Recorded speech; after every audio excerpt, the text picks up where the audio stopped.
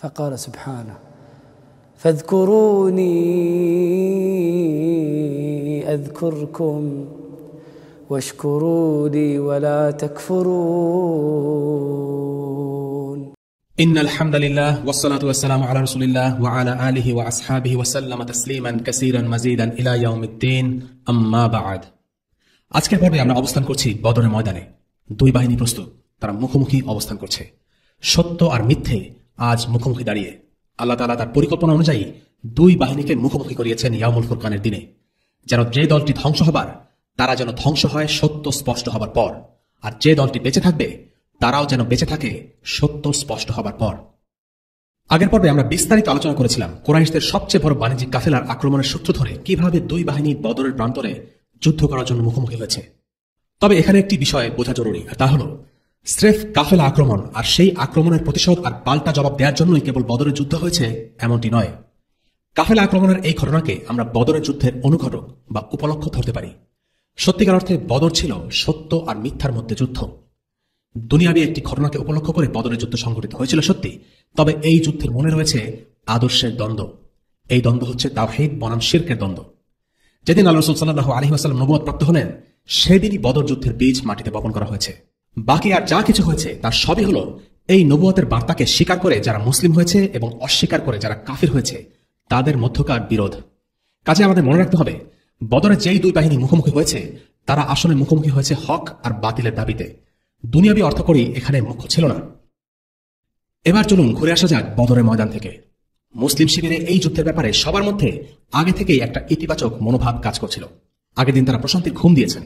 তাদের মধ্যে কোনো উদ্বেগ, কোনো উৎকণ্ঠা নেই, বরং একটি নিশ্চিন্ত এবং উৎফুল্ল মেজাজ বিরাজ করছিল। কারণ এর আগের রাতেই আল্লাহ রাসূল সাল্লাল্লাহু আলাইহি ওয়াসাল্লাম এই যুদ্ধের ব্যাপারে স্বপ্নের মাধ্যমে আল্লাহর পক্ষ থেকে সুসংবাদ পেয়েছেন।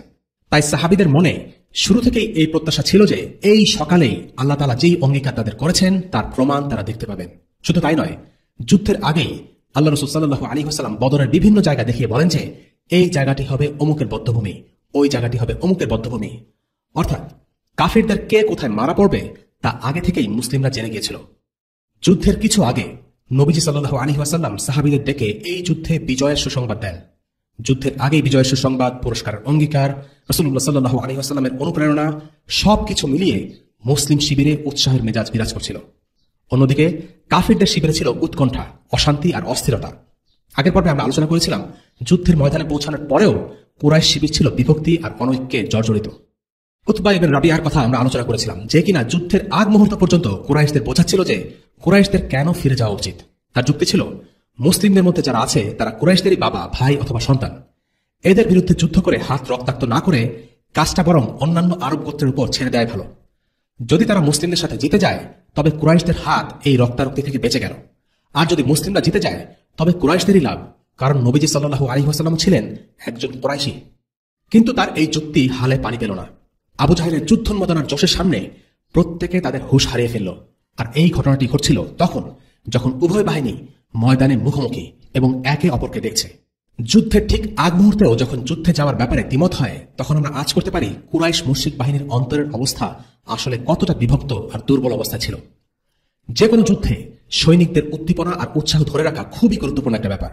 এতটাই গুরুত্বপূর্ণ যে সৈনিকদের মনোভাব যদি খুবই ইতিবাচক হয় তাহলে সেটা তাদের সামরিক শক্তিমত্তায় কোনো দুর্বলতা থাকলেও সৈনিকরা সেটাকে স্রেফ মনোবলের জোরে কাটিয়ে উঠতে পারে। যুদ্ধক্ষেত্রে তাই শক্তি সামর্থ্য থেকেও মনোবল দৃঢ় থাকাটা বেশি জরুরি। যদি মনোবল না থাকে তবে সামরিক শক্তি কোনোই কাজে আসে না। এই যুদ্ধে আল্লাহ রাসূল সাল্লাল্লাহু আলাইহি ওয়াসাল্লাম এমন এক সামরিক কৌশল অবলম্বন করেছিলেন যার ব্যবহার আরবরা এর আগে কখনো করেনি। আল্লাহ রাসূল সাল্লাল্লাহু আলাইহি ওয়াসাল্লাম এই যুদ্ধে সারিবদ্ধ আক্রমণের পদ্ধতি প্রয়োগ করেন। তিনি সৈন্যদেরকে তাদের সংখ্যার ভিত্তিতে প্রথম সারি, দ্বিতীয় সারি, তৃতীয় সারি এভাবে সারিবদ্ধভাবে দাঁড় করাতেন। প্রথম সারিতে তিনি রাখতেন বর্ষাধারী সৈন্যদের, আর তার পেছনে রাখতেন তীরন্দাজদের। তীরন্দাজরা পিছন থেকে তীর ছড়ত, আর প্রথম সারির সৈন্যরা শত্রুদেরকে সামনে অগ্রসর হতে বাধা দিত। এটি ছিল আরবদের জন্য নতুন কৌশল। আল্লাহ তাআলা বলেন, আল্লাহ তাদেরকে ভালোবাসেন যারা তার পথে সারিবদ্ধভাবে লড়াই করে, যেন তারা সিল গলানো প্রাচীর। সূরা আস-সাফ আয়াত 4। যুদ্ধের এই সারিবদ্ধ কৌশলকে বলা হয় জাহফ। রোমান আর পারস্যরা এই কৌশল ব্যবহার করত। এই পদ্ধতিতে একজন সেনাপ্রধানের পক্ষে তার বাহিনীর উপর নিয়ন্ত্রণ রাখা সহজ ছিল। এভাবেই নবীজি সাল্লাল্লাহু আলাইহি ওয়াসাল্লাম বেশিরভাগ যুদ্ধে লড়াই করেছিলেন। এর আগে আরবরা যে কৌশলে যুদ্ধ করত তার নাম হল কারওয়াফার। ইংরেজিতে অ্যাটাক অ্যান্ড রিট্রিট। এই পদ্ধতিতে পুরো সৈন্যদল একযোগে শত্রুর উপর ঝাঁপিয়ে পড়ত, যতক্ষণ না পর্যন্ত তারা শত্রুদেরকে পরাস্ত করে অথবা নিজেরাই পরাস্ত হয়। দরকার হলে পিছু হটে আবার সংঘবদ্ধ হয়ে আক্রমণ করে, যতক্ষণ না পর্যন্ত যুদ্ধের জয় পরাজয়ের ফয়সালা হয়ে যায়। পরিষ্কারভাবেই এই পদ্ধতির সাথে বদরে নবীজি সাল্লাল্লাহু আলাইহি ওয়াসাল্লামের যে পদ্ধতি অনুসরণ করেছিলেন তার মধ্যে আছে অনেক ফারাক। জাহাফ অর্থাৎ সারিবদ্ধভাবে যুদ্ধ করার সময় যেই সুবিধাটা মুসলিমরা পাচ্ছিল সেটা হলো শত্রুদের পক্ষ থেকে কোনো হামলা এলে প্রথম সারি অর্থাৎ বর্ষাধারী সৈনিকরা সেই হামলাকে হটিয়ে দিতেন, আর একই সাথে পেছনের সারি থেকে তীরন্দাজ সৈনিকরা তীর ছুটতেন শত্রুদের দিকে। এরপর শত্রুরা যখন হুড়মুড় করে পেছন ফিরে যেত তখন মুসলিম বাহিনী আগের মতোই সারিবদ্ধ থেকে ধীরে ধীরে সামনের দিকে এগোতে থাকতেন। এই পদ্ধতিতে বিশৃঙ্খলা কম হতো। শত্রুদের আক্রমণের সামনে ছত্রভঙ্গ না হয়ে মুসলিমরা শক্ত প্রাচীরের মতো অবস্থান নিতে পারতেন, তাই ক্ষয়ক্ষতি হতো কম। আরবদের জন্য এটা ছিল একটা নতুন অভিজ্ঞতা। মুসলিমদের সাথে যুদ্ধ করতে এসে তারা এই কৌশল দেখে ভয় পেয়ে যেত এবং মনস্তাত্ত্বিকভাবে তারা দুর্বল হয়ে পড়ত।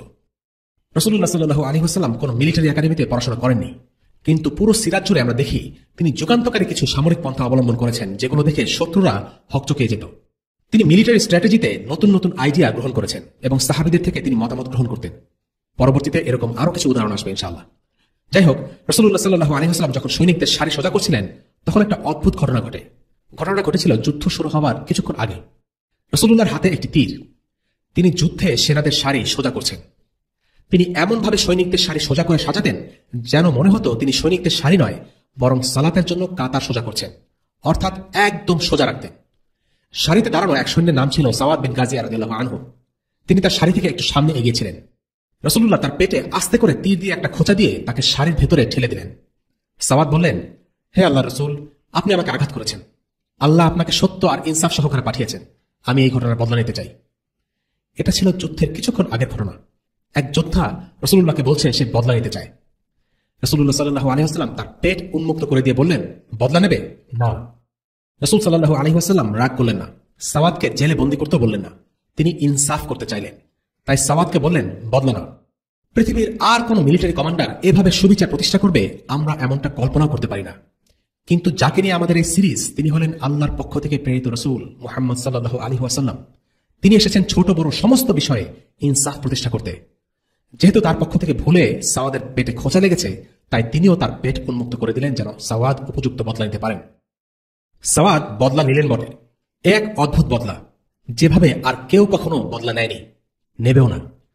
সবাইকে অবাক করে দিয়ে সাওয়াদ এগিয়ে গিয়ে রাসূলুল্লাহ সাল্লাল্লাহু আলাইহি ওয়াসাল্লামকে জড়িয়ে ধরে পেটে চুমু খেলেন। এটাই ছিল তার বদলা। রাসূলুল্লাহ জিজ্ঞেস করলেন, সাওয়াদ, তুমি কেন এমনটা করলে? সাওয়াদ জবাব দিলেন, হে আল্লাহ রাসূল, আপনি দেখতেই পাচ্ছেন কি হতে চলেছে। আমার জীবনের শেষ স্পর্শ আমি আপনার সাথে চেয়েছি আল্লাহ রাসূল। সাওয়াদ রাদিয়াল্লাহু আনহু আশঙ্কা করছিলেন তিনি এই যুদ্ধে নিহত হবেন। সাহাবীদের জন্য বদরের আগে সেই মুহূর্তগুলো ছিল শঙ্কা দিয়ে ঘেরা। তারা জানতেন না বাঁচবেন কি মরবেন। তারা দাঁড়িয়েছিলেন মৃত্যুর সামনে। রাসূলুল্লাহর জন্য তাদের ভালোবাসা ছিল প্রচন্ড, তাই শেষবারের মতো সাওয়াদ রাসূলুল্লাহ সাল্লাল্লাহু আলাইহি ওয়াসাল্লামের শরীরের স্পর্শ পেতে চেয়েছিলেন। নবীজি তার সাহাবী সাওয়াদকে ইচ্ছা করে আঘাত দেননি, সাওয়াদ তা ভালো করে জানতেন। কিন্তু তিনি এই সুযোগকে কাজে লাগিয়েছেন যেন রাসূলুল্লাহ সাল্লাল্লাহু আলাইহি ওয়াসাল্লামকে জড়িয়ে ধরে চুমু খেতে পারেন।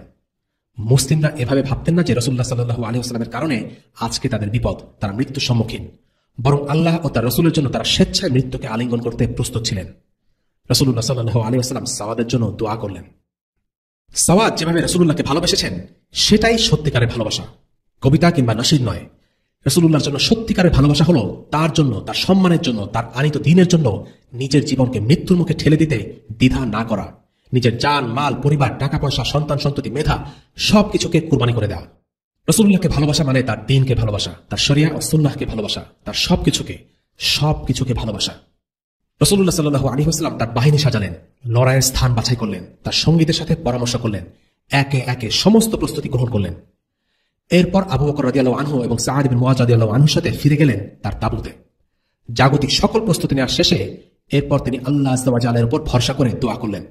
এটাই হলো তাওয়াক্কুল। রাসূলুল্লাহ সাল্লাল্লাহু আলাইহি ওয়াসাল্লাম এক পাশে গিয়ে দুই হাত উপরে তুলে দীর্ঘ সময় ধরে আল্লাহর কাছে দোয়া করলেন। তিনি খুব গভীরভাবে আল্লাহর কাছে দোয়া করলেন। তিনি বললেন, আল্লাহুম্মা আনশুদুকা আহদাকা ওয়া আদাক, আল্লাহুম্মা ইন শি'তা লাম তু'বাদ বা'দাল ইয়াউমি আবাদা। অর্থাৎ, হে আল্লাহ, তুমি আমার সাথে যে ওয়াদা করেছো তা পূরণ করো। আমি তোমার কাছে প্রতিশ্রুত সাহায্যের আবেদন করছি। তা না হলে আজকের পরে দুনিয়ার বুকে তোমার ইবাদত করার মতো আর কেউ অবশিষ্ট থাকবে না। আজকের মতো কোটি কোটি মুসলিম সেই দিন ছিল না। মুসলিমদের সংখ্যা ছিল সেদিন এতই অল্প যে যদি যুদ্ধে তারা নিহত হতো তাহলে আল্লাহর ইবাদত করার মতো আর কেউ থাকতো না। রাসূলুল্লাহ সাল্লাল্লাহু আলাইহি ওয়াসাল্লাম আল্লাহর কাছে দোয়া করেই যাচ্ছিলেন। এক সময় তার শরীর থেকে চাদর খুলে পড়ে গেল। রাসূলুল্লাহর ব্যাকুলতা দেখে আবু বকরের খুব খারাপ লাগলো। তিনি বললেন, অনেক তো হলো আল্লাহ রাসূল। আবু বকর বলতে চাচ্ছিলেন যে কেন আল্লাহ রাসূল নিজেকে ক্লান্ত করে তুলছেন যখন আল্লাহ তাকে সাহায্যের ওয়াদা ইতোমধ্যেই করেছেন। আবু বকর ছিলেন নরম মনের মানুষ। রাসূলুল্লাহর আবেগ তাকে খুব স্পর্শ করত। সুহাইলি এই ঘটনার উপর মন্তব্য করেন যে এই সময়টায় আল্লাহ রাসূল সাল্লাল্লাহু আলাইহি ওয়াসাল্লাম ছিলেন খৌফ অর্থাৎ ভয়ের মাকামে। অন্যদিকে আবু বকর রাদিয়াল্লাহু আনহু সেই মুহূর্তে ছিলেন রজা বা আশার মাকামে। ভয় এবং আশা এই দুটোই আল্লাহর ইবাদতের অন্তর্ভুক্ত এবং আল্লাহ তাআলাকে সঠিকভাবে ইবাদত করার জন্য দুটি থাকা প্রয়োজন। এই ঘটনার পর রাসূলুল্লাহ সাল্লাল্লাহু আলাইহি ওয়াসাল্লাম বেশ উৎফুল্ল ভাব নিয়ে বাইরে গেলেন এবং সূরা আল কামারের 2টি আয়াত তেলাওয়াত করলেন।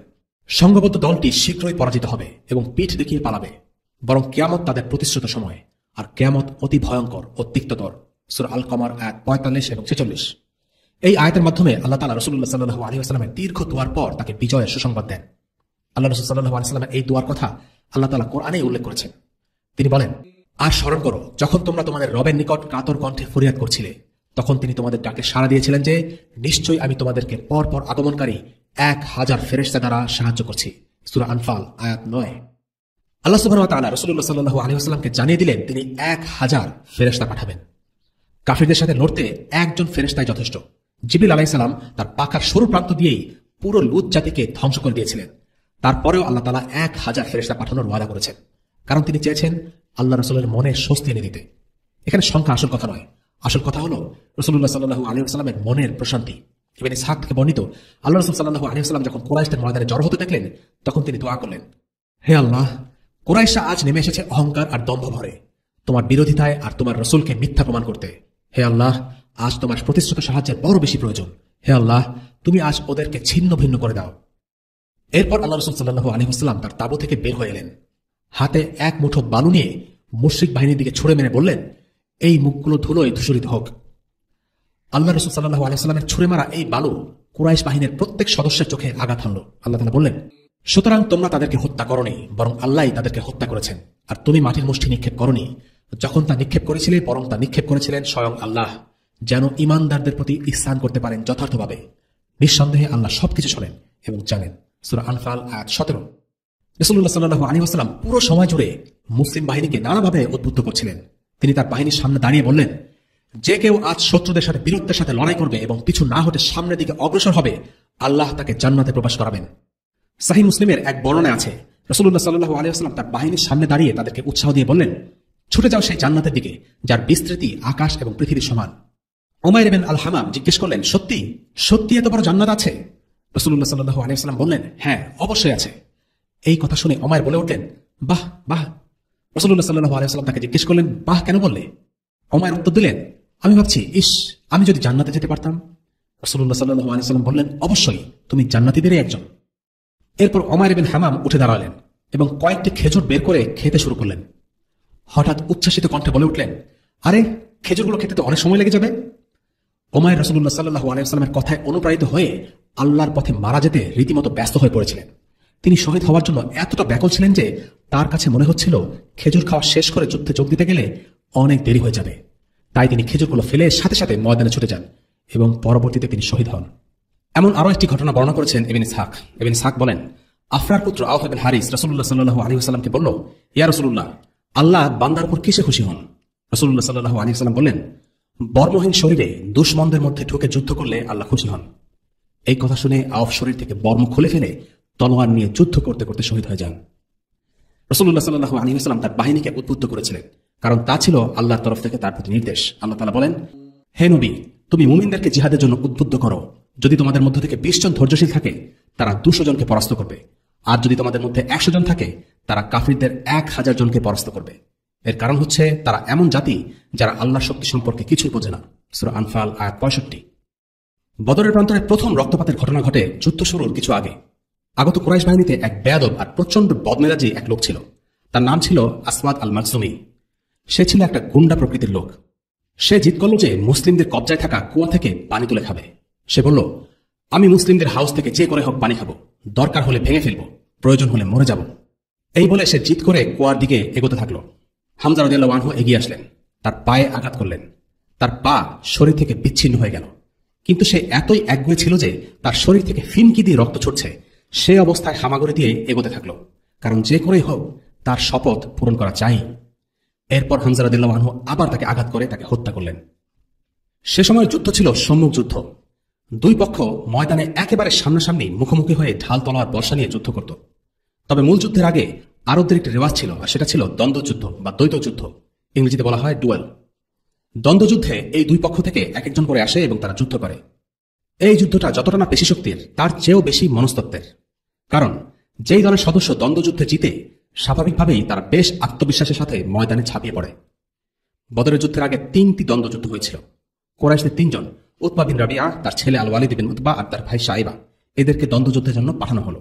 তারা মুসলিমদের দ্বৈত যুদ্ধের জন্য আহ্বান জানালো। তাদের আহ্বান সাড়া দিয়ে আনসারদের মধ্যে 3 জন এগিয়ে যান, আউফ, মুয়াজ বিন আফরা এবং আব্দুল্লাহ বিন রাওয়াহা। তারা এগিয়ে গেলে উতবা ইবনে রাবিআ তাদেরকে উদ্দেশ্য করে বলল, তোমরা কারা? আমরা আল আনসার, তারা জবাব দিলেন। কিন্তু আমরা তোমাদের সাথে লড়তে চাই না, আমরা আমাদের নিজেদের লোকদের সাথে লড়ব, যারা আমাদের মধ্য থেকে মুসলিম হয়ে গেছে। উতবা ইবনে রাবিআ মুহাজির কারোর সাথে লড়তে চেয়েছিল। উতবা ছিল কুরাইশদের বিশিষ্ট নেতা, যার কথা আমরা গত পর্বে আলোচনা করেছি। সে বদরের যুদ্ধে অংশ নেয়ার ঘোর বিরোধী ছিল, কিন্তু আবু জাহেল তাকে কাপুরুষ ডেকে এতই খেপিয়ে দেয় যে সে নিজের পৌরুষ প্রমাণে তার ভাই আর ছেলেকে নিয়ে দ্বন্দ্বযুদ্ধে নেমে যায়। দ্বন্দ্বযুদ্ধের আহ্বানে সাড়া দিতে গিয়ে আনসাররা এগিয়ে গেলেও রাসূলুল্লাহ সাল্লাল্লাহু আলাইহি ওয়াসাল্লাম চাচ্ছিলেন দ্বৈত যুদ্ধে আনসাররা অংশ না নিক। তিনি চাচ্ছিলেন তার নিজের আত্মীয় এবং পরিবারের মধ্য থেকে কেউ লড়তে এগিয়ে যাক, কেননা এটাই ছিল মুশরিক আর মুসলিমদের মধ্যকার প্রথম সম্মুখ যুদ্ধ। এর আগে যদিও বিচ্ছিন্ন সংঘর্ষ হয়েছিল, কিন্তু এটি ছিল একটি সত্যিকারের যুদ্ধ, মুখোমুখি যুদ্ধ। রাসূলুল্লাহ তাই আনসারদেরকে ফেরত পাঠিয়ে 3 জন মুহাজিরকে বাছাই করলেন। বললেন, হামজা, ওবাইদা এবং আলী, তোমরা ওঠো। এরা 3 জনেই রাসূলুল্লাহ সাল্লাল্লাহু আলাইহি ওয়াসাল্লামের আত্মীয়। হামজা ছিলেন রাসূলুল্লাহ চাচা এবং আলী এবং ওবাইদা ইবনে হারিস, এই দুজন ছিলেন রাসূলুল্লাহ সাল্লাল্লাহু আলাইহি ওয়াসাল্লামের চাচাতো ভাই। ইচ্ছে করেই নবী সাল্লাল্লাহু আলাইহি ওয়াসাল্লাম নিজের আত্মীয়দের দ্বৈত যুদ্ধে পাঠানোর সিদ্ধান্ত নিলেন। তারা 3 জন দ্বন্দ্বযুদ্ধে কুরাইশদের জবাব দিতে এগিয়ে যান। এই 3 জনের মাঝে বয়োজ্যেষ্ঠ ছিলেন ওবাইদা, তাই তিনি লড়লেন উতবা ইবনে রাবিআর সাথে, সে ছিল মুশরিকদের মধ্যে বয়োজ্যেষ্ঠ। আলী লড়লেন ওয়ালিদের সাথে, তারা দুজনই ছিলেন স্ব পক্ষের দ্বন্দ্বযোদ্ধাদের মাঝে কনিষ্ঠ। হামজা রাদিয়াল্লাহু আনহু মোকাবেলা করলেন শাইবার। দ্বন্দ্বযুদ্ধ শুরু হলো। হামজা রাদিয়াল্লাহু আনহু আর আলী দুইজনেই খুব দ্রুততার সাথে তাদের প্রতিপক্ষকে খতম করে দেন, কিন্তু উতবা আর ওবাইদা একে অপরকে আক্রমণ আর পাল্টা আক্রমণ করতে থাকেন। দুজন দুজনকে আঘাত করেন এবং দুজনেই আহত হয়ে মাটিতে পড়ে যান। তখন আলী এবং হামজা এসে উতবার উপর ঝাঁপিয়ে পড়ে তাকে মেরে ফেলেন। আহত ওবাইদাকে রাসূলুল্লাহর কাছে নিয়ে আসা হলো। রাসূলুল্লাহ সাল্লাল্লাহু আলাইহি ওয়াসাল্লাম তার উরুতে ওবাইদার মাথা রেখে তাকে সম্মান করলেন। রাসূলুল্লাহ সাল্লাল্লাহু আলাইহি ওয়াসাল্লামের চাচা আবু তালিব বলেছিলেন, আমরা আমাদের স্ত্রী সন্তানদের কথা ভুলে যাব, কিন্তু মৃত্যু পর্যন্ত রাসূলুল্লাহর খেদমত করে যাব, কখনো ভুলব না। রাসূলুল্লাহর কোলে শুয়ে আবু ওবাইদা রাদিয়াল্লাহু আনহু বললেন, হায়, যদি আবু তালিব দেখতে পেত যে আমি তার কথা রেখেছি। ওবাইদা বিন হারিস রাসূলুল্লাহ সাল্লাল্লাহু আলাইহি ওয়াসাল্লামের জন্য তার জীবন দিয়ে দিয়েছিলেন। রাসূলুল্লাহ সাল্লাল্লাহু আলাইহি ওয়াসাল্লাম বললেন, আমি সাক্ষ্য দিচ্ছি যে তুমি একজন শহীদ। বদরের প্রান্তরে সেই দ্বৈত যুদ্ধের ব্যাপারে আল্লাহ তাআলা আয়াত নাযিল করেন। এরা দুটি বিবাদমান পক্ষ, যারা তাদের রব সম্পর্কে বিতর্ক করে। যারা কুফর করে তাদের জন্য আগুনের পোশাক প্রস্তুত করা হয়েছে, তাদের মাথার উপর থেকে ঠেলে দেওয়া হবে ফুটন্ত পানি, ফলে তাদের পেটে যা আছে তা এবং তাদের চামড়া গলে বের হয়ে যাবে। তাদের জন্য আছে লোহার হাতুড়ি, তারা যখনই যন্ত্রণায় অতিষ্ঠ হয়ে জাহান্নাম থেকে বের হতে চাইবে তখনই তাদেরকে তাতে ফিরিয়ে দেওয়া হবে, বলা হবে, দহন যন্ত্রণা আস্বাদন করো। যারা ঈমান এনেছে এবং ভালো কাজ করেছে, আল্লাহ তাদেরকে প্রবেশ করাবেন এমন জান্নাতে যার তলদেশ দিয়ে নদী প্রবাহিত। সেখানে তাদেরকে সোনার কাকন আর মুক্তা দ্বারা অলঙ্কৃত করা হবে, তাদের পোশাক হবে রেশমের। তারা পথ প্রদর্শিত হয়েছিল সত্য বাক্যের দিকে এবং পরিচালিত হয়েছিল প্রশংসিত আল্লাহর পথে। সূরা হাজ আয়াত 19 থেকে 24। দ্বৈত যুদ্ধে হেরে গিয়ে কুরাইশরা রাগে ক্ষোভে অন্ধ হয়ে যায়। তারা মুসলিমদের দিকে এগিয়ে আসতে শুরু করে। সবাই একযোগে মুসলিম বাহিনীর উপর আক্রমণ শুরু করে। অন্যদিকে মুসলিম বাহিনী ছিল তাদের পরিকল্পনায় অটল। তারা কুরাইশ বাহিনীকে একযোগে আক্রমণ করতে দেখে মোটেও ভীত হলেন না, বরং পূর্ব কৌশল অনুযায়ী সারিবদ্ধ থেকে শত্রুদের দিকে তীর ছুড়ে মারলেন। রাসূলুল্লাহ সাল্লাল্লাহু আলাইহি ওয়াসাল্লাম তার বাহিনীকে নির্দেশ দিলেন যে শত্রুরা কাছে না আসা পর্যন্ত যেন তারা আক্রমণ না করে। তিনি তাদের আদেশ করলেন, তোমরা তোমাদের তরবারি বের করো না যতক্ষণ না পর্যন্ত তারা তোমাদের নিকটে আসে। এর একটু পরেই আল্লাহ রাসূল সাল্লাল্লাহু আলাইহি ওয়াসাল্লাম তাদেরকে আদেশ করলেন যে তারা যেন কুরাইশ মুশরিকদের উপর পাল্টা হামলা চালায়। তিনি প্রতি মুহূর্তে তাদের উৎসাহ দিয়ে যাচ্ছিলেন। যখনই মুসলিমরা নবীজির মুখে সূরা কামারের আয়াত সাইয়ুহজামুল জামউ ওয়া ইউআল্লুনা দুবুর শুনছিলেন, তখনই তারা খুব উৎসাহ বোধ করছিলেন। আয়াতের অর্থ হচ্ছে এই দল তো শীঘ্রই পরাজিত হবে এবং পৃষ্ঠ প্রদর্শন করবে। আমরা গত পর্বে উল্লেখ করেছিলাম যুদ্ধের আগের দিনের স্বপ্নে আল্লাহ রাসূল সাল্লাল্লাহু আলাইহি ওয়াসাল্লামকে শত্রুদের সংখ্যা কমিয়ে দেখানো হয়েছিল। আল্লাহ তাআলা বলেন, স্মরণ করো, আল্লাহ তোমাকে স্বপ্নের মাধ্যমে তাদের সংখ্যাকে অল্প করে দেখিয়েছিলেন। যদি তিনি তাদের সংখ্যাকে তোমার নিকট বেশি করে দেখাতেন তাহলে তোমরা অবশ্যই সাহস হারিয়ে ফেলতে আর যুদ্ধের বিষয় নিয়ে অবশ্যই ঝগড়া শুরু করে দিতে। কিন্তু আল্লাহই তোমাদেরকে রক্ষা করেছিলেন। অন্তরে যা আছে সে সম্পর্কে তিনি খুবই ভালোভাবে অবহিত। সূরা আনফাল আয়াত 43। এই আয়াতের অর্থ হচ্ছে, যখন আল্লাহ রাসূল সাল্লাল্লাহু আলাইহি ওয়াসাল্লাম তার সাহাবীদের শত্রু সংখ্যা সম্পর্কে ধারণা দিলেন তখন তারা তাদের অন্তরে আরো দৃঢ়তা আর সাহস পেলেন। এই আয়াতের প্রসঙ্গে মুফাসসির মুজাহিদ বলেন, যদি আল্লাহ রাসূলকে স্বপ্নে শত্রুদের সংখ্যা বেশি করে দেখানো হতো তাহলে সাহাবীরা মনোবল হারিয়ে ফেলতেন, ভয় পেয়ে যেতেন এবং যুদ্ধের ব্যাপারে নিরুৎসাহিত হয়ে পড়তেন এবং তারা যুদ্ধ করার ব্যাপারে সিদ্ধান্ত নিতে গিয়ে বিতর্কে জড়িয়ে পড়তেন। কিন্তু আল্লাহ তাআলা তাদেরকে এই পরিস্থিতির মুখোমুখি করেননি। তিনি শুধু স্বপ্নে আল্লাহ রাসূলকে শত্রু সংখ্যা কমিয়ে দেখেছেন তা নয়, যুদ্ধক্ষেত্রে তিনি সাহাবীদের চোখেও শত্রুদের সংখ্যা কমিয়ে দেখালেন। আল্লাহ তাআলা বলেন, আর যখন তোমরা মুখোমুখি হয়েছিলে তিনি তোমাদের চোখে তাদেরকে স্বল্প দেখিয়েছিলেন এবং তাদের চোখেও তোমাদেরকে স্বল্প দেখিয়েছিলেন, যাতে আল্লাহ সম্পন্ন করেন এমন কাজ যা হবারই ছিল এবং আল্লাহর দিকেই সকল বিষয় ফেরানো হবে। সূরা আনফাল আয়াত 44। যুদ্ধে মুসলিমদের রণধ্বনি ছিল আহাদুন আহাদ। মুসলিমদের প্রতিটি যুদ্ধে সাধারণত কিছু নির্দিষ্ট স্লোগান ও রণধ্বনি থাকত। পুরো যুদ্ধ জুড়ে তারা সেগুলো আবৃত্তি করত। অন্যদিকে যুদ্ধ শুরুর পর মুশরিকরা মুসলিমদের তাদের সংখ্যার দ্বিগুণ দেখতে লাগলো। যুদ্ধ শুরুর আগে তারা সংখ্যায় মুসলিমদের কম দেখেছিল। একজন তো মুসলিম বাহিনীকে দেখে বলে উঠেছিল, আরে এরা তো জবাই করা মাংস। কিন্তু যখন যুদ্ধ শুরু হলো তখন তারা মুসলিমদের দেখলো তারা যেন সংখ্যায় দ্বিগুণ। অর্থাৎ মুশরিকরা ছিল 1000 কিন্তু তাদের মনে হচ্ছিল মুসলিমরা 2000। সেটা দেখে তাদের মনোবল আরো ভেঙে পড়ে। তোমাদের জন্য অবশ্যই নিদর্শন আছে সেই দুই দল সৈন্যের মধ্যে যারা পরস্পর প্রতিদ্বন্দ্বী রূপে দাঁড়িয়েছিল। একদল আল্লাহর পথে যুদ্ধ করছিল এবং অপর দল ছিল কাফের। কাফেররা মুসলিমদেরকে প্রকাশ্য চোখে দ্বিগুণ দেখছিল। আল্লাহ যাকে ইচ্ছা স্বীয় সাহায্যের দ্বারা শক্তিশালী করে থাকেন। নিশ্চয়ই এতে দৃষ্টিমানদের জন্য শিক্ষা রয়েছে। সূরা আলে ইমরান আয়াত 13। এখানে লক্ষণীয়, আল্লাহ তাআলা একই কাজের মাধ্যমে কিভাবে করে এক পক্ষের জন্য পরিস্থিতি সহজ করেন এবং আরেক পক্ষের জন্য কঠিন করেন। মুসলিম এবং কাফের উভয় পক্ষই যুদ্ধের আগে প্রতিপক্ষকে সংখ্যায় কম দেখেছিল। মুসলিমরা ছিল শক্তিমত্তায় দুর্বল। যখন তারা দেখল কাফিরদের সংখ্যা কম তখন তাদের মনোবল বেড়ে গেল। অন্যদিকে কাফিররা যখন মুসলিমদের সংখ্যা কম দেখল তখন তারা অতিরিক্ত আত্মবিশ্বাসী হয়ে উঠল। তারা ভাবছিল এই যুদ্ধে তাদের জেতার সম্ভাবনাই বেশি। তারা বেখেয়াল আর অতিরিক্ত আত্মবিশ্বাসী হয়ে যুদ্ধে নামে। এটা ছিল তাদেরকে যুদ্ধে আনার জন্য টোপ। কিন্তু যখন তারা মুসলিমদের আসল শক্তি সামর্থ্য সম্পর্কে অনুধাবন করে ততক্ষণে অনেক দেরি হয়ে গেছে। এই যুদ্ধে আল্লাহ তাআলা আসমান থেকে ফেরেশতাদের প্রেরণ করে মুসলিম বাহিনীকে সাহায্য করেছেন। বস্তুত আল্লাহ বদরের যুদ্ধে তোমাদেরকে সাহায্য করেছেন, অথচ তোমরা ছিলে দুর্বল। কাজেই আল্লাহকে ভয় করতে থাকো যাতে তোমরা কৃতজ্ঞ হতে পারো। স্মরণ করুন, আপনি যখন বলতে লাগলেন মুমিনদেরকে, তোমাদের জন্য কি যথেষ্ট নয় যে তোমাদের সাহায্যার্থে তোমাদের পালনকর্তা আসমান থেকে অবতীর্ণ 3000 ফেরেশতা পাঠাবেন? অবশ্য তোমরা যদি ধৈর্য ধারণ করো এবং আল্লাহকে স্মরণ করো এবং শত্রুপক্ষ হঠাৎ তোমাদের উপর চড়া হয় তাহলে তোমাদের রব প্রয়োজনে 5000 চিহ্নিত ফেরেশতা পাঠিয়ে তোমাদেরকে সাহায্য করবেন। আসলে এই সংখ্যাটা বলে আল্লাহ তাআলা তোমাদের জন্য একটি সুসংবাদ দিয়েছেন যাতে তোমাদের মন প্রশান্ত ও আশ্বস্ত হতে পারে। আর সাহায্য ও বিজয় সে তো পরাক্রান্ত মহাজ্ঞানী আল্লাহর পক্ষ থেকে আসে। সূরা আলে ইমরান আয়াত 123 থেকে 126। মুসলিমদের বিজয়ের জন্য ফেরেশতা পাঠানোর প্রয়োজন ছিল না। আল্লাহ চাইলে ফেরেশতা না পাঠিয়েও মুসলিমদের বিজয়ী করতে পারতেন। কিন্তু তবুও আল্লাহ তাআলা ফেরেশতা পাঠিয়েছেন মুসলিমদের স্বস্তি প্রদান করার জন্য, তাদেরকে বিজয়ের সুসংবাদ দিতে। এই যুদ্ধে সেদিন নেমেছিলেন স্বয়ং জিবরিল। ফেরেশতারা ছিলেন সাদা রঙের পাগড়ি পরিহিত, শুধু জিবরিল পরেছিলেন হলুদ পাগড়ি, যেন তাকে আলাদা করা সহজ হয়। তিনি ছিলেন সেদিন ফেরেশতা বাহিনীর নেতা। যুদ্ধে এক মুসলিম প্রবল বেগে এক কাফিরকে ধাওয়া করছিল। ধাওয়া করতে করতে হঠাৎ সে মাথার উপরে চাবুকের সাপাং সাপাং আওয়াজ শুনতে পায়। তার কাছে মনে হলো কেউ একজন ঘোড়ার উপর থেকে বলছে, চল চল হাইজুম চল। এরপর সে মাথা করে দেখলো তার সামনেই সে কাফির মাটিতে পড়ে আছে। তার নাক থেতলে গেছে এবং চাবুকের আঘাতে তার মুখ 2 ভাগ হয়ে গেছে। এটি ছিল আগুনের একটি আঘাত। সেই আনসারী সাহাবী রাসূলুল্লাহ সাল্লাল্লাহু আলাইহি ওয়াসাল্লামের কাছে বিষয়টি জানালেন। রাসূলুল্লাহ সাল্লাল্লাহু আলাইহি ওয়াসাল্লাম বললেন, তুমি সত্য বলছো। এটি ছিল তৃতীয় আসমানের সাহায্য, অর্থাৎ এটি ছিলেন একজন মালাইকা। তিনি হাইজুম নামক ঘোড়ায় আরোহণ করছিলেন। গিফারি গোত্রের এক লোক তার নিজ মুখে বর্ণনা করেছে সেদিনের আসমানি সাহায্যের কথা। আমি আর আমার চাচাতো ভাই বদরের সেই দিন সেখানে উপস্থিত ছিলাম। আমরা তখন মুশরিক ছিলাম। আমরা একটি পাহাড়ের চূড়ায় বসে যুদ্ধ শুরুর অপেক্ষা করছি। সেখানে বসে দেখছি কে এই যুদ্ধে জয়লাভ করে। এক পর্যায়ে এক টুকরো মেঘ এগিয়ে আসলো। মেঘটি পাহাড়ের কাছাকাছি আসার পর আমরা ঘোড়ার ছোটাছুটির আওয়াজ শুনতে পেলাম। সেই সাথে আরো একটি আওয়াজ শুনতে পেলাম, উক্তিম হাইজুম। আমার বন্ধু ঘটনাস্থলেই ভয় পেয়ে হৃদযন্ত্র বন্ধ হয়ে মারা যায়। আমিও ভয়ে প্রায় জ্ঞান হারিয়ে ফেলেছিলাম, তবে পরে সুস্থ হয়ে উঠি। আবু দাউদ মাজুনি বলেন, আমি আমার সামনের এক মুশরিককে ধাওয়া করছিলাম। হঠাৎ দেখি আমি তাকে মারার আগেই তার মাথা শরীর থেকে মাটিতে পড়ে গেল। আমি বুঝতে পারলাম তাকে অন্য কেউ হত্যা করেছে। আনাস বিন মালিক রাদিয়াল্লাহু আনহু বলেন, লাশগুলো দেখে বোঝা যাচ্ছিল যে কারা ফেরেশতাদের হাতে মরেছে আর কারা আমাদের তলোয়ারের আঘাতে মরেছে। যারা ফেরেশতাদের হাতে মরেছে তাদের ঘাড়ে আঙ্গুলের ছাপ দেখে মনে হচ্ছিল তাদেরকে তপ্ত লোহা দিয়ে পুড়িয়ে মারা হয়েছে। ফেরেশতারা সেদিন সেই যুদ্ধে শুধু হত্যা করে ক্ষান্ত হননি, তারা ধরে ধরে যুদ্ধবন্দীদেরও পাকড়াও করেছিলেন।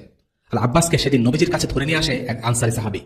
আল আব্বাস বলেন, হে আল্লাহ রাসূল, আমাকে তো এই লোক পাকড়াও করেনি, আমাকে পাকড়াও করেছে বর্মহীন এক সুদর্শন পুরুষ। সে সওয়ারি ছিল সাদা কালো ছোপযুক্ত ঘোড়ার উপর। আমি তাকে আপনার সৈন্যদের মধ্যে দেখতে পাইনি। একজন আনসারী বললেন, না, আমি তাকে পাকড়াও করেছি আল্লাহ রাসূল। রাসূলুল্লাহ সাল্লাল্লাহু আলাইহি ওয়াসাল্লাম বললেন, চুপ থাকো, আল্লাহ তোমাকে একজন সম্মানিত ফেরেশতার মাধ্যমে সাহায্য করেছেন। অল্পক্ষণের মধ্যে কুরাইশ বাহিনীর শোচনীয় পরাজয় ঘটে। তারা কোনো প্রতিরোধী গড়ে তুলতে পারেনি, বরং মুসলিম বাহিনীর সামনে দাঁড়াতেও পারেনি। তাদের নেতৃস্থানীয় লোকেরা নিহত হল এবং অনেকজনকে বন্দী করা হল। এবং আব্বাস বলেন, একমাত্র বদরের যুদ্ধেই ফেরেশতাগণ যুদ্ধ করেছেন। অন্যান্য যুদ্ধে তারা অতিরিক্ত সৈন্যবাহিনী এবং সহায়তা প্রস্তুত রেখেছিলেন, কিন্তু যুদ্ধ করেননি।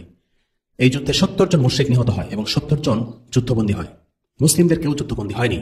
শাহাদাত বরণ করেন 14 জন। 6 জন ছিলেন মুহাজির, 6 জন আল খাজরাজ থেকে এবং 2 জন আল আউস থেকে। একজন আনসারী সাহাবী হারিসা বিন সুরাকা আল খাজরাজি রাদিয়াল্লাহু আনহু এই যুদ্ধে ভুলক্রমে মুসলিমদের ছোড়া একটি তীরে নিহত হন। যুদ্ধের পরে তার মা রাসূলুল্লাহ সাল্লাল্লাহু আলাইহি ওয়াসাল্লামের সাথে দেখা করতে জানতে চাইলেন, আমার ছেলে কি জান্নাতে যাবে? যদি সে জান্নাতে যায় তাহলে আমি অনেক খুশি হব, কিন্তু যদি না যায় তাহলে অনেক কষ্ট পাবো। রাসূলুল্লাহ সাল্লাল্লাহু আলাইহি ওয়াসাল্লাম বললেন, কেন যাবে না? অবশ্যই যাবে। জান্নাতে অনেক বাগান আছে, আর তোমার ছেলে আছে জান্নাতের সবচেয়ে উঁচু বাগানটায়। বদরের যুদ্ধে অনেকগুলো মুজিজা বা অলৌকিক ঘটনা ঘটেছে। এর মধ্যে একটি অন্যতম হল উকাশা ইবনে মিহসান রাদিয়াল্লাহু আনহুর তলোয়ারের ঘটনা। ইবনে ইসহাক বলেন, উকাশা ইবনে মিহসান ইবনে হারসান আসাদি বদরের দিন যুদ্ধ করতে করতে তার তরবারি তার হাতে ভেঙে যায়। তখন তিনি রাসূলুল্লাহ সাল্লাল্লাহু আলাইহি ওয়াসাল্লামের কাছে এসে চলে আসলে তিনি তাকে একটি গাছের শেকড় ধরিয়ে দিয়ে বললেন, যাও, এটি নিয়ে যুদ্ধ করো। উকাশা সেটি রাসূলুল্লাহ সাল্লাল্লাহু আলাইহি ওয়াসাল্লামের হাত থেকে নিয়ে যেই নাড়া দিলেন, অমনি তা একটি চকচকে ধারালো লম্বা তরবারিতে পরিণত হল। মুসলিমদের পরিপূর্ণ বিজয় হওয়া পর্যন্ত তিনি সেই তরবারি দিয়ে যুদ্ধ চালালেন। ওই তরবারিটির নাম দেওয়া হয়েছিল আল আউন, অর্থাৎ সাহায্য। এই তরবারি নিয়ে উকাশা রাদিয়াল্লাহু আনহু রাসূলুল্লাহ সাল্লাল্লাহু আলাইহি ওয়াসাল্লামের সঙ্গে বহু যুদ্ধে অংশগ্রহণ করেন। আবু বকর রাদিয়াল্লাহু আনহু খিলাফত আমলে মুরতাদদের বিরুদ্ধে জিহাদে তিনি অংশ নেন এবং তিনি তুলাইহা ইবনে খুয়াইলিদ আসাদির হাতে শহীদ হন। এই সময়েও সেই তরবারিটি তার কাছে ছিল। এইবার আলোচনা করা যাক বদরের যুদ্ধে নিহত কুরাইশ নেতাদের কাহিনী। বদরের যুদ্ধে শুরু থেকে শেষ পর্যন্ত কুরাইশ বাহিনী ছিল পর্যদস্ত। তারা প্রথমে দ্বন্দ্বযুদ্ধে হেরেছে। এরপর তারা মুসলিমদের উপর হামলা চালানোর চেষ্টা করে, কিন্তু মুসলিম বাহিনী তাদের হামলাকে ভেস্তে দেন।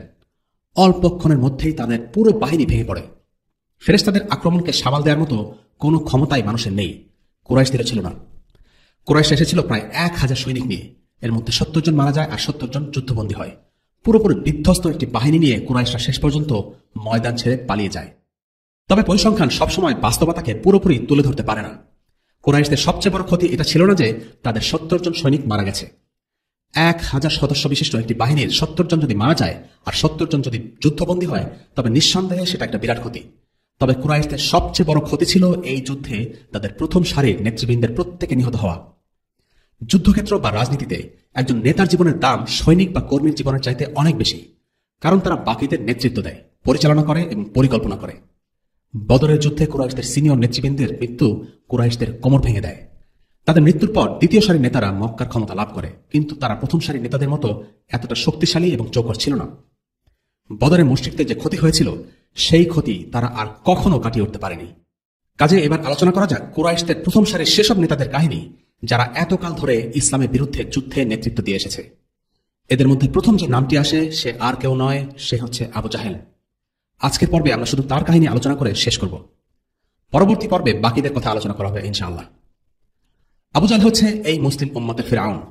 আল্লাহ রাসূল সাল্লাল্লাহু আলাইহি ওয়াসাল্লাম তাকে এই উম্মতের ফিরআউন হিসেবে অভিহিত করেছেন। তার নিহত হবার কাহিনী আমরা জানতে পারি আব্দুর রহমান ইবনে আউফ রাদিয়াল্লাহু আনহুর কাছ থেকে। তিনি বলেন, বদরের সেই দিনে আমি দাঁড়িয়ে আছি, ডানে আর বামে তাকিয়ে দেখি 2 কম বয়সী আনসারী ছেলে। মনে মনে ভাবলাম, এরা না থেকে শক্তপোক্ত লোক থাকলে কত ভালো হতো। এদের একজন আমাকে গুঁতো দিয়ে বলল, চাচা, আপনি আবু জাহেলকে চেনেন? আমি বললাম, হ্যাঁ চিনি, কিন্তু তোমার তাকে দেখি কাজ। সে বলল, আমি শুনেছি সে আল্লাহ রসুলকে গালাগাল করত। সেই সত্তার শপথ যার হাতে আমার প্রাণ, আমি যদি তাকে দেখি হয়তো আমি মরবো, নয়তো সে মরবে। আমি অবাক হয়ে গেলাম, এত ছোট ছেলেটা কি বলছে। তখন আরেক পাশে ছেলেটা আমাকে গুঁতো দিয়ে ঠিক একই রকম কথা বলল। আর তার একটু পরেই আমি আবু জাহেলকে দেখতে পেলাম। সে তার লোকদের মধ্যে বাহনে চড়ছে। আমি তাদেরকে বললাম, এই দেখো, এই হচ্ছে সেই লোক যাকে তোমরা খুঁজছ। তারা সাথে সাথে ক্ষিপ্র গতিতে তাদের তরবারি নিয়ে দৌড়ে গেল, আর দুজন মিলে প্রতিযোগিতা করছিল কে আগে আবু জাহেলকে মারতে পারবে। এরপর তারা দুজনেই তাকে আঘাত করল এবং আবু জাহেল তাদের হাতে মারা গেল। এরপর তারা গেল নবীজির কাছে। নবীজিকে তারা জানালো কি হয়েছে। নবীজি সাল্লাল্লাহু আলাইহি ওয়াসাল্লাম জানতে চাইলেন, তোমাদের মধ্যে কে তাকে হত্যা করেছে? দুজনেই বলে উঠল, আমি হত্যা করেছি। রাসূলুল্লাহ সাল্লাল্লাহু আলাইহি ওয়াসাল্লাম তখন জিজ্ঞেস করলেন, তোমরা কি তোমাদের তরবারিগুলো পরিষ্কার করে ফেলেছ? তারা বলল, না। এরপর নবীজি সাল্লাল্লাহু আলাইহি ওয়াসাল্লাম তাদের দুজনের তরবারি পরীক্ষা করে দেখলেন আর বললেন, তোমরা দুজনেই তাকে হত্যা করেছ। তার বর্ষা আর ঢাল এগুলো পাবে মুআয বিন আমর। এই কম বয়স্ক দুটি ছেলের একজন হলো মুআয বিন আমর এবং আরেকজন হলো মুআয বিন আফরা। আল্লাহ রাসূল সাল্লাল্লাহু আলাইহি ওয়াসাল্লাম মুআয বিন আমরকে আবু জাহেলের বর্ষা আর ঢাল দিয়েছেন, কারণ মুআয বিন আমরের আঘাতটাই ছিল প্রাণঘাতী আঘাত। ইসলাম ফিকহ অনুসারে জিহাদের ময়দানে একজন মানুষকে যদি অনেকজন মিলেও হত্যা করে, তবে সবচেয়ে মারাত্মক আঘাতটি যে করেছে সেই নিহত লোকটির সাথে থাকা সম্পদ গনিমত হিসেবে লাভ করবে। তবে আল্লাহ রাসূল সাল্লাল্লাহু আলাইহি ওয়াসাল্লাম এখানে বলেছেন, তোমরা দুজনেই তাকে হত্যা করেছ। এর কারণ হলো তিনি মুআয বিন আফরাকেও সান্ত্বনা দিয়েছেন, কেননা আবু জাহেলকে হত্যা করায় তারও অবদান ছিল। মুআয বিন আফরা এই বদরের যুদ্ধেই কিছুক্ষণ পরে শহীদ হয়ে যান, আর মুআয বিন আমর উসমান রাদিয়াল্লাহু আনহুর খেলাফত পর্যন্ত বেঁচে ছিলেন রাদিয়াল্লাহু আনহু। এই হত্যাকাণ্ডে মুআয বিন আমরের সাহসিকতার একটি ঘটনা আমরা জানতে পারি ইবনে কাসিরের আল বিদায়া ওয়ান নিহায়া গ্রন্থে। যখন আবু জাহেলের সাথে এই দুজনের মারামারি চলছিল, তখন মুআয মারামারির এক পর্যায়ে আবু জাহেলকে আক্রমণ করে তার পা ভেঙে দিতে সক্ষম হয়। আবু জাহেলের ছেলে ইকরিমা সেটা দেখতে পেয়ে দ্রুত এসে মুআয বিন আমরের হাতে কোপ দেয়। সেই কোপে তার হাত শরীর থেকে প্রায় বিচ্ছিন্ন হয়ে ঝুলতে থাকে। কাটা হাত নিয়ে যুদ্ধ করতে মুআযের অসুবিধা হচ্ছিল, তাই সে কাটা হাতে পা রেখে টান দিয়ে শরীর থেকে পুরোপুরি আলাদা করে আবার যুদ্ধে মনোযোগ দেয়। কাটা হাত, ব্যথা, বেদনা, কষ্ট কোনো কিছুই সাহাবীদেরকে জিহাদ থেকে দূরে সরিয়ে রাখতে পারেনি। আবু জাহেলের নিহত হওয়া সংক্রান্ত আরেকটি ঘটনা বর্ণনা করেছেন আনাস বিন মালিক রাদিয়াল্লাহু আনহু। সেই বর্ণনা অনুসারে দুই মুআয আবু জাহেলকে মেরে প্রচন্ডভাবে আহত করে ফেলে দেয়, কিন্তু তখন তার শরীরে প্রাণ অবশিষ্ট ছিল। যুদ্ধের কোনো এক পর্যায়ে রাসূলুল্লাহ সাল্লাল্লাহু আলাইহি ওয়াসাল্লাম সাহাবাদেরকে জিজ্ঞেস করলেন, কে আছে আমাকে আবু জাহেলের শেষ পরিণতির কথা জানাবে? আব্দুল্লাহ বিন মাসউদ রাদিয়াল্লাহু আনহু বের হয়ে যান। তিনি বলেন, আমি আবু জাহেলকে খুঁজতে গেলাম, দেখলাম মাটিতে এক লোক পড়ে আছে। ভালো করে তাকিয়ে দেখি এটাই আবু জাহেল।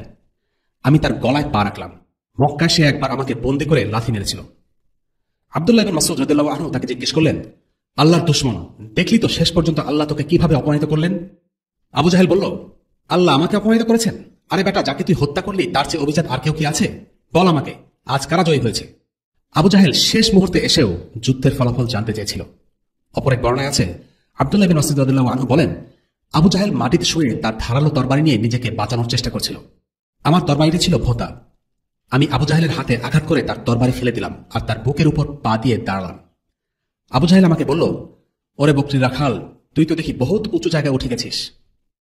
এই কথার মাধ্যমে সে নিজেকে খুব অভিজাত আর আব্দুল্লাহ বিন মাসউদকে নিচু হিসেবে দেখাতে চাচ্ছিল। মৃত্যুর পূর্ব মুহূর্তেও আবু জাহেল তার অধ্যত্ব দেখিয়ে চলছিল। ইবনে মাসউদ রাদিয়াল্লাহু আনহু এরপর আবু জাহেলের তরবারি দিয়েই আবু জাহেলকে চূড়ান্তভাবে আঘাত করে তাকে হত্যা করেন। তিনি বলেন, এরপর আমি তার মাথা কেটে নিয়ে সেটি আল্লাহ রাসূলের কাছে নিয়ে গেলাম। আমার খুব খুশি লাগছিল, কারণ আমি আবু জাহেলের মাথা আল্লাহ রাসূলের কাছে নিয়ে যাচ্ছি। আনন্দে আমি যেন হাওয়ায় ভাসতে থাকলাম। ইবনে মাসউদ রাদিয়াল্লাহু আনহু আবু জাহেলের কাটা মাথা নিয়ে রাসূলুল্লাহ সাল্লাল্লাহু আলাইহি ওয়াসাল্লামের কাছে হাজির হলেন। হে আল্লাহর রাসূল, এই হলো আল্লাহর দুশমনের মাথা। রাসূলুল্লাহ সাল্লাল্লাহু আলাইহি ওয়াসাল্লাম খুশিতে আত্মহারা হলেন। সত্যি? ইবনে মাসউদ বললেন, জি আল্লাহর রাসূল। রাসূলুল্লাহ সাল্লাল্লাহু আলাইহি ওয়াসাল্লাম তাকে দেখে বললেন, আলহামদুলিল্লাহ, আল্লাহ তোকে অপমানিত করেছেন। তুই আল্লাহর শত্রু। প্রত্যেক উম্মতের একজন ফিরআউন আছে, আর এই হচ্ছে এই উম্মতের ফিরআউন। আবু জাহেলকে হত্যা করতে আল্লাহ বেছে নিয়েছেন আনসারদের দুই কিশোর এবং আব্দুল্লাহ ইবনে মাসউদ রাদিয়াল্লাহু আনহুকে। আব্দুল্লাহ ইবনে মাসউদকে আবু জাহেল অপদস্থ করত। তিনি ছিলেন খুবই পাতলা গড়নের। একদিন তিনি খেজুর গাছে উঠে বসেছিলেন। বাতাস বইছিল আর তিনি কেঁপে উঠছিলেন। তার সরু সরু পা দেখে সাহাবারা হেসে দিলেন। রাসূলুল্লাহ সাল্লাল্লাহু আলাইহি ওয়াসাল্লাম তখন বললেন, তোমরা কি এই কারণে হাসছো যে তার পা খুবই সরু? আল্লাহর কসম, কিয়ামতের দিনে এই পা দুটো মিজানে উহুদ পাহাড়ের চেয়েও ভারী হবে। কে কত পেশিবহুল বা শক্তিশালী সেটাই সবকিছু নয়। আব্দুল্লাহ ইবনে মাসউদ ছিলেন খুবই হালকা পাতলা, মক্কার নিচু গোত্রের একজন সদস্য, দাসীর সন্তান। তিনি ছিলেন মক্কার সেই মুসলিমদের একজন যারা সবচেয়ে বেশি অত্যাচারিত হয়েছিলেন। কিন্তু তাকে দিয়েই আল্লাহ কুরাইশদের সবচেয়ে অভিজাত, প্রভাবশালী, জাদরেল আর নিষ্ঠুর নেতাকে হত্যা করিয়েছেন। আবু জাহেলের মতো লোক মরলেও এমন কারো কাছে মরতে চাইবে যার মান মর্যাদা তার কাছাকাছি। কিন্তু আল্লাহ তাআলা এমন কিছু মানুষকে দিয়ে তাকে হত্যা করিয়েছেন যারা আবু জাহেলের চোখে ছিল নিতান্তই তুচ্ছ। আবু জাহেলের জন্য বিষয়টা ছিল অপমানজনক, আর এই অপমানেই তার মতো উদ্ধত লোকের প্রাপ্য ছিল। তাকে প্রথমে ধরাশয়ী করেছে এমন দুইজন যাদের হয়তো ময়দানে যুদ্ধ করা তেমন অভিজ্ঞতাও ছিল না, এবং শেষ ফিনিশিংটি দিয়েছেন আব্দুল্লাহ ইবনে মাসউদ রাদিয়াল্লাহু আনহু, যিনি ছিলেন একজন মজলুম দুর্বল মুসলিম। ইবনে মাসউদ আবু জাহেলের বুকের উপর দাঁড়িয়ে তাকে শাসিয়েছেন, তাকে অপমান করেছেন, কুরাইশদের পরাজয়ের সংবাদ জানিয়ে দিয়েছেন এবং সব শেষে হত্যা করেছেন। আবু জাহেলের জন্য এর থেকে অপমান আর লজ্জার কি হতে পারে? যাকে সে এতকাল তুচ্ছ আর নীচ মনে করত, সেই আব্দুল্লাহ ইবনে মাসউদ আজ তার বুকের উপর দাঁড়িয়ে। আবু জাহেলের জীবনের শেষ মুহূর্ত ছিল অপমান আর লাঞ্ছনার। ইবনে কাসির রাহিমাহুল্লাহ আবু জাহেলের মৃত্যু সম্পর্কে বলেন, আবু জাহেলের মৃত্যু হয়েছিল আনসারী এক যুবকের হাতে। এরপর আব্দুল্লাহ ইবনে মাসউদ তার বুকের উপর পা দিয়ে দাঁড়ান। এর মাধ্যমে আল্লাহ মুমিনদের অন্তরে প্রশান্তি দিয়েছেন। আবু জাহেলের স্বাভাবিক মৃত্যু হতে পারত, ছাদ ধসে কিংবা বজ্রপাতে, কিন্তু লাঞ্ছনার মাধ্যমে তার মৃত্যু হওয়ায় ঈমানদারদের অন্তর বেশি প্রশান্তি লাভ করেছে। যুদ্ধ করো ওদের সাথে, আল্লাহ তোমাদের হাতে তাদের শাস্তি দেবেন, তাদের লাঞ্ছিত করবেন, তাদের বিরুদ্ধে তোমাদের জয়ী করবেন এবং মুসলিমদের অন্তরসমূহ শান্ত করবেন আর দূর করবেন তাদের মনের ক্ষোভ। আর আল্লাহ যার প্রতি ইচ্ছা ক্ষমাশীল হবেন। আল্লাহ সর্বজ্ঞ, প্রজ্ঞাময়। সূরা আত-তাওবা আয়াত 14 এবং 15। এখানে প্রতিশোধের ব্যাপারটি জড়িত। মুসলিমরা দীর্ঘদিন ধরে মক্কার কুরাইশদের হাতে অত্যাচারিত হয়েছিল, তাই আল্লাহ মুমিনদের হাতে কাফিরদেরকে শাস্তি দিয়েছেন, যেন তাদের পরিণতি দেখে মুমিনদের অন্তর শান্ত হয় এবং তাদের মনের ক্ষোভ দূর হয়। আজকের পর্ব এই পর্যন্তই। ওয়াসাল্লাল্লাহু আলা সাইয়্যিদিনা মুহাম্মদ ওয়া আলা আলিহি ওয়া আসহাবিহি ওয়া সাল্লাম। আলহামদুলিল্লাহি রাব্বিল আলামিন। আসসালামু আলাইকুম ওয়া রাহমাতুল্লাহি ওয়া বারাকাতুহু।